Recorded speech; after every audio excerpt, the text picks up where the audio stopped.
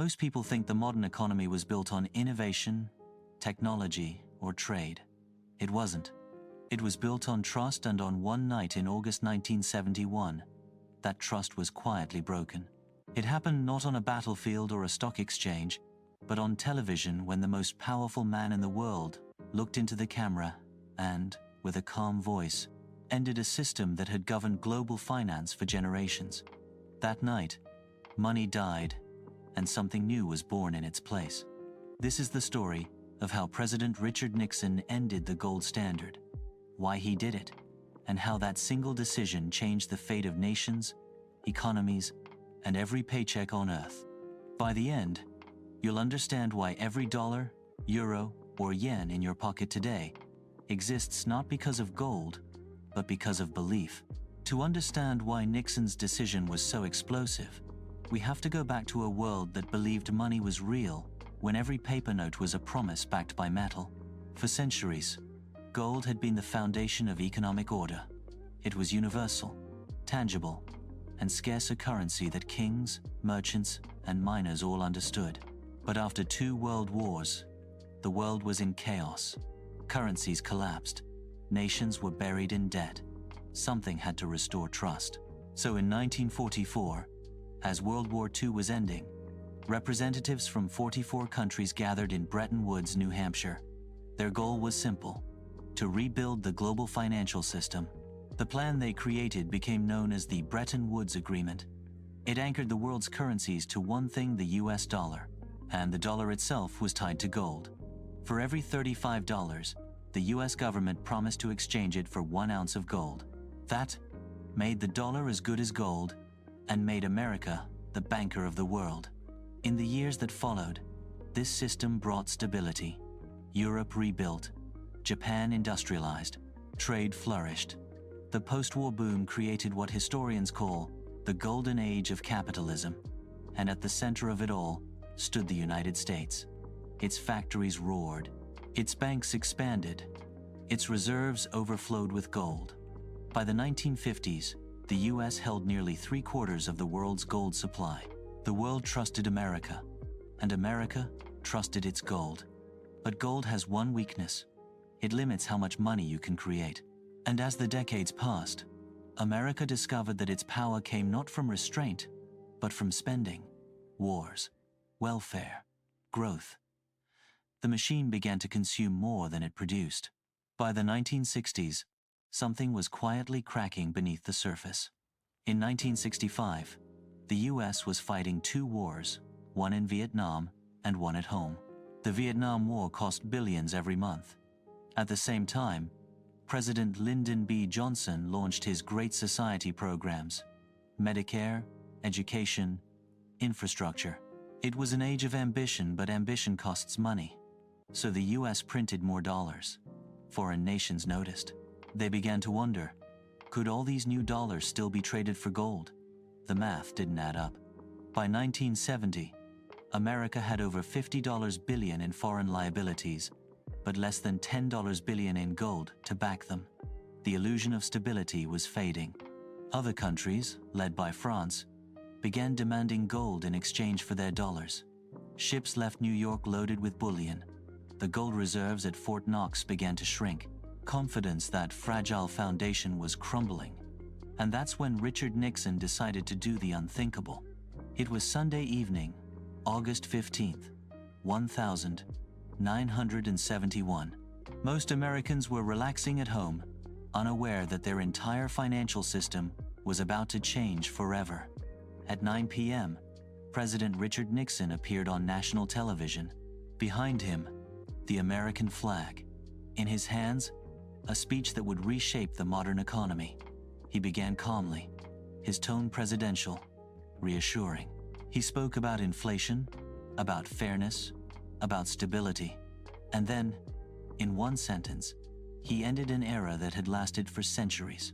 I have directed Secretary Connolly to suspend temporarily the convertibility of the dollar into gold. Temporarily. That was the word. But it was a lie. The gold window, the mechanism that allowed foreign governments to exchange dollars for gold, would never reopen again. The world's most trusted currency had just become unanchored. To the average American, nothing seemed to change overnight. A dollar still looked the same, but the foundation beneath it was gone. For the first time in modern history, money no longer represented something tangible. It represented a promise, a belief, in the strength of a government, not the weight of a metal. Economists call this kind of currency fiat, money from the Latin word meaning, let it be done.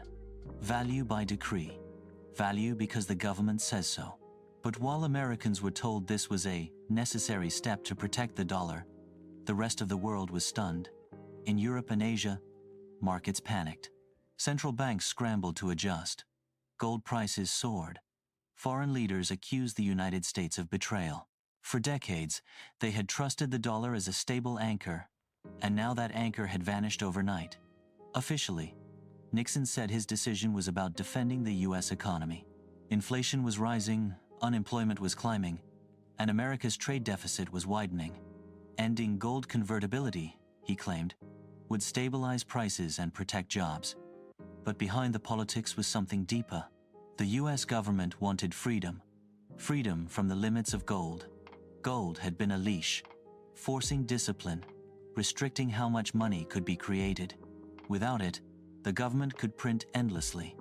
It was economic power without physical constraint. And Nixon knew that as long as people still believed in the dollar, the illusion would hold. So he wrapped the announcement in patriotism. He promised to defend the American worker. He blamed international speculators. He even imposed a 90-day wage and price freeze to make it look like inflation would stop. It worked. Public opinion cheered. Stocks rose. The press called it the Nixon shock. Few realized that the real shock hadn't even begun. In the years that followed, the rules of global finance changed completely. Without gold, currencies began to float their value determined not by metal, but by markets. Exchange rates fluctuated. Trade became unpredictable. And governments discovered a dangerous new power, the ability to create money from nothing. At first, it seemed like a miracle. More money meant more growth. Governments could fund wars, welfare, and innovation without immediate pain. But every miracle comes with a price. By the mid-1970s, inflation had exploded. Oil prices quadrupled. The cost of living soared. Ordinary people saw their savings melt away. The dollar, once as good as gold, was now just paper and faith. And faith, as history shows, is fragile. After 1971, the global economy entered unknown territory. Money was no longer tied to anything real. It could be created at will by printing presses, and later, by computer keystrokes. At first, the world adjusted. The dollar remained dominant because no one had a better alternative. Other countries linked their currencies to it, not because they trusted America's discipline, but because they trusted America's power. And as the decades passed, the system didn't just survive, it thrived. The 1980s brought credit cards, consumer debt, and financial engineering. The 1990s brought globalization and the internet. The 2000s brought the illusion that prosperity could grow forever. But beneath it all was the same fragile truth. Money no longer measured value. It measured confidence. And confidence can vanish in a single day. Without the gold standard, the boundaries disappeared. Central banks could lower interest rates, governments could borrow endlessly, and companies could expand without profit. Debt became the new gold.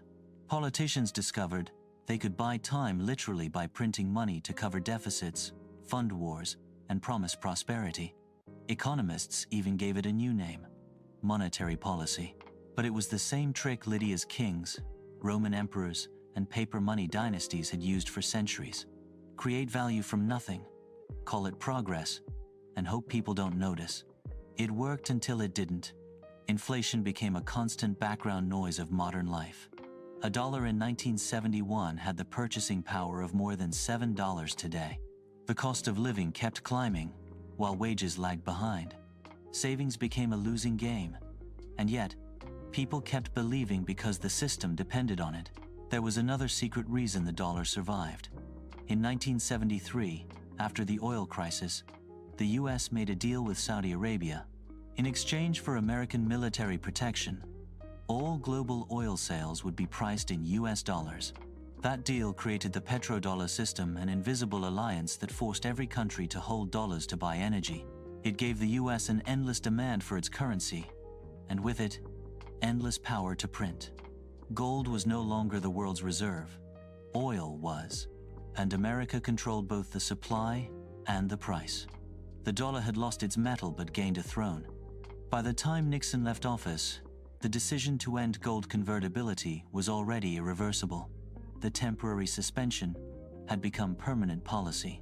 The world had entered the age of fiat money, backed not by gold, but by promises. Over the next 50 years, every major crisis from the 1987 crash to 2008 to 2020 was answered the same way, by printing more. Each time, leaders claimed it was temporary. Each time, the amount grew larger. We no longer lived in a system of value, we lived in a system of belief. And belief is the most powerful and most dangerous form of currency ever invented. In the long run, Nixon's announcement did more than end the gold standard. It rewired the psychology of money itself. Before 1971, money was finite, a tool for measuring effort and value. After 1971, it became infinite, a tool for managing perception. We stopped asking, how much gold is this worth? And started asking, how much will people believe this is worth? That shift changed everything. It allowed governments to accumulate trillions in debt. It inflated housing, stocks, and asset prices far beyond reality. It widened inequality. Those closest to the money supply gained, while everyone else fell behind. And it left the world vulnerable to a single emotion: fear. Because when trust breaks, when people stop believing in paper, the entire illusion collapses. From Rome's debased denarius to Weimar's wheelbarrows of cash, the story has always been the same. Every empire believes it can outsmart scarcity. Every empire learns it can't. Nixon didn't invent this cycle. He just accelerated it. By cutting the link between money and matter, he turned economics into psychology and governments into magicians. Every recession, every boom, every crash since then has been powered by one silent engine: the ability to create money from nothing. But the more money we create, the less real it becomes. And every generation must relearn the same truth: you can't print trust. When Nixon spoke that night, he said he was protecting the dollar. In reality, he buried it. The dollar survived, but the meaning of money didn't. What used to represent value became a symbol of belief. And belief, once broken, can't be repaired by decree. Today, 50 years later, we still live in the shadow of that moment. Our currencies float, our debts rise, our faith persists, but the gold is gone. And maybe that's the real lesson. Money isn't gold, it isn't paper, it's trust. And on August 15th, 1971, the world learned how fragile that trust really is. That was the day money died, and the illusion began.